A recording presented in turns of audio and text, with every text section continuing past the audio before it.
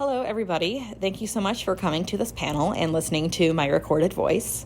My name is Calla Norman, and I am a first-year dual MBA and Master's in Food Studies student at Chatham University in Pittsburgh.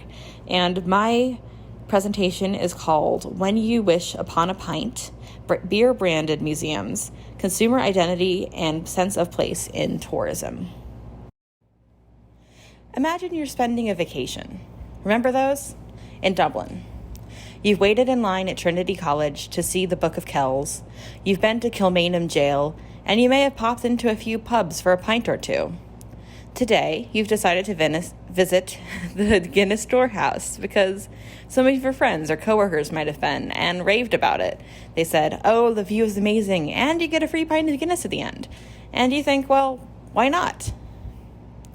As you pay your entrance fee, or show off your pre-order ticket, you enter into a hall of televisions framed by ornate picture frames to look like a portrait hall.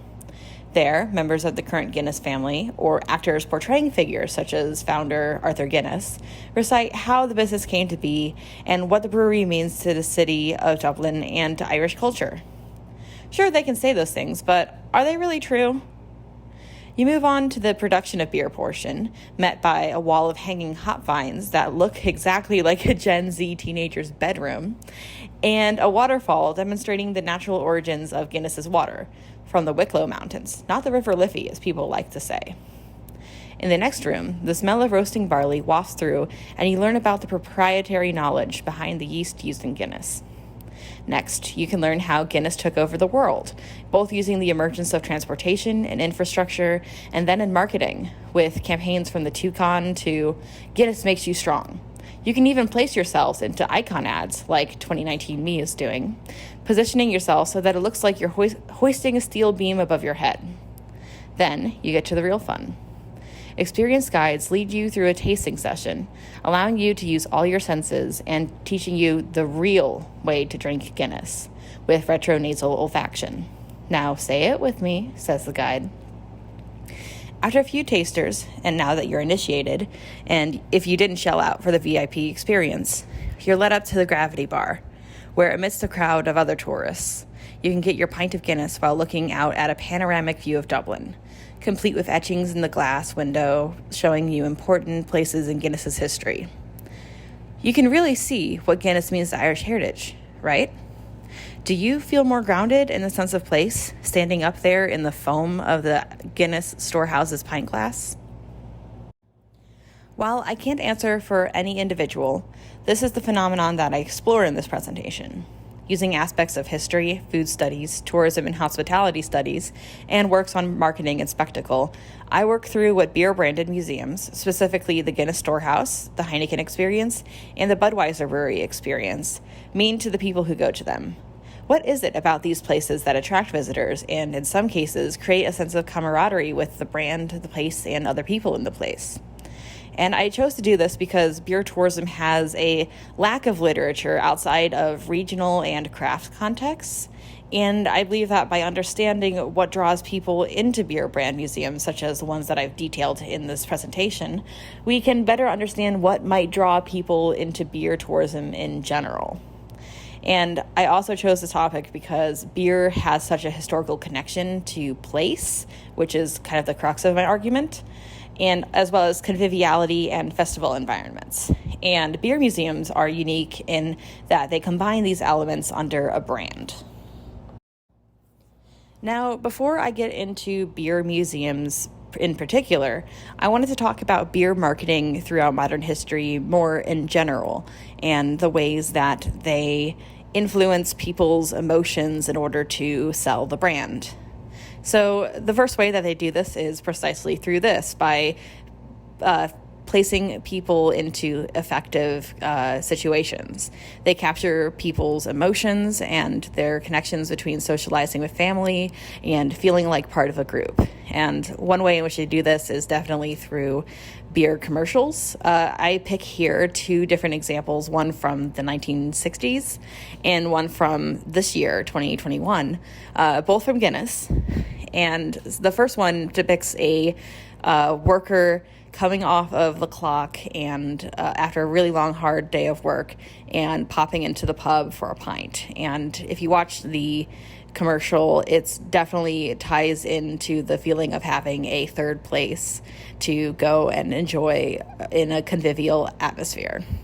And then the second one is, the whole premise of it is to create your own St. Patrick's Day parade in the midst of the coronavirus pandemic.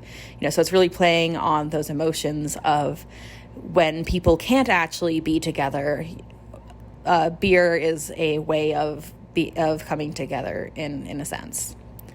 And so another way that beer brands market themselves is through positioning. Budweiser positions themselves as all-American, and we'll see this in the museum itself. Guinness is, in a similar situation, considered indistinguishable from Ireland. And kind of on another way, Heineken is positioned as more of the worldly cosmopolitan option. It's not really tied to Dutch culture as much as the other two. It's more seen as a just general cosmopolitan, sophisticated solution or for your drinking needs. And then finally, the thing about beer branding experiences that take these elements of marketing is that they allow people to physically inhabit these feelings of effective connections and the positioning of these brands' marketing. So you physically are there and you get to actively participate in this marketing. So for this paper, I did 3 case studies comparing 3 different beer branded experiences. The first was the Heineken experience, which is located in Amsterdam and is actually located in the old Heineken brewery. It isn't a functioning brewery anymore. That was moved, but it is in the historic location of the original Heineken brewery. Then I also looked at the Guinness Storehouse, as I explained earlier. And the Guinness Storehouse is very unique in the sense that it is also part of a once functioning aspect of the Guinness brewery. It was in the old fermentation building, but it was remodeled in 2000 by a series of architects to make it into what it is today, which is a multi-level museum that's actually in a circular shape and is meant to represent an actual pint of Guinness. This museum in particular is Ireland's biggest tourist attraction and attracted 1.7 million people in 2019. And then finally, I also look at the Budweiser brewery experience, specifically the St. Louis one. There are multiple brewery experiences throughout the U.S., but I picked St. Louis because it's where Budweiser started and is also located in a functioning brewery, as well as it's also situated in the very, very historic Budweiser brewery, and features all of the different architecture and heritage sites that come with the place. So before I get into my methods, I want to kind of place this into context. So the question is, why do people go to beer museums in the first place? So in a study done by Budoso and Zook, I don't know if I'm pronouncing those correctly, I apologize. Place was seen as the motivator for a visit to a beer tourist destination such as a beer brand museum. In this case, visitors are less motivated by the beer itself, the glass of Budweiser or so forth, and more about the experience and the sense that it's what one does. So compare that to a trip to a craft brewery, where in that case, the beer might be more of the focal point, and also the ability to see how it's made and to learn something and gain some sort of cultural capital from a beer tasting and to enhance that like taste refinement. So even though they might not be the focal point and maybe the more touristy aspects of these beer museums are front and center, there are also many social and emotional factors for visiting beer branded museums that influence people's decision. So ego enhancement is one thing, and knowledge acquisition. It might be Disneyland, but you do learn something. And cultural capital is really at the crux of what this is. It's, something that you can say that you've done. You can learn about the history of these beer places, and you can also, learn a bit about tasting and gain a fonder appreciation for such places. And this has become very, very popular among a certain class of people who are able to travel. So conspicuous consumption is another element that is at play here.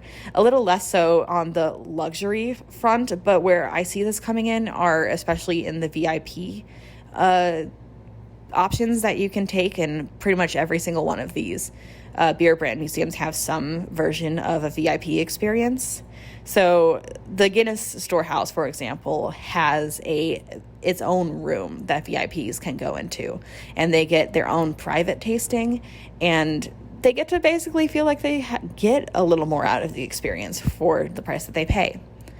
Taste refinement kind of goes into that idea of, learning about how to taste the Guinness. It's, you're not just quaffing it, you're learning retronasal olfaction and so forth. But probably the strongest social and emotional factor at play here at the beer branded museums are this idea of consumer involvement and play. All three of these have insanely interactive experiences, especially towards the end in the part where you usually are drinking. Heineken has a ton of different bar games. They have a game where you can pour your own pint and learn the technique that's involved. There is quite a bit of technique I learned when I played. And then there's the Gravity Bar at Guinness and the Beer Garden, which is its own separate restaurant entity, but still kind of considered part of the museum from the reviews. All of them give a sense of fun and conviviality and play that a lot of the customers and visitors strongly resonate with in terms of their experience. On top of the case studies, which primarily consist of participant observation and memories from the last time that I was there in 2019, I did participant observation for the Heineken experience and for the Guinness Storehouse. I haven't actually physically gone to the Budweiser experience. So in that case, I used content analysis, looking at their website, their archives. A really helpful resource for Budweiser was the virtual tours that they put on in the midst of the 2020 coronavirus pandemic. I also did a qualitative review of the social media location and hashtags for each place, focusing on Instagram as it's the most visual and a place where I reasoned that displays of cultural capital, or at least having a good time, would likely exist.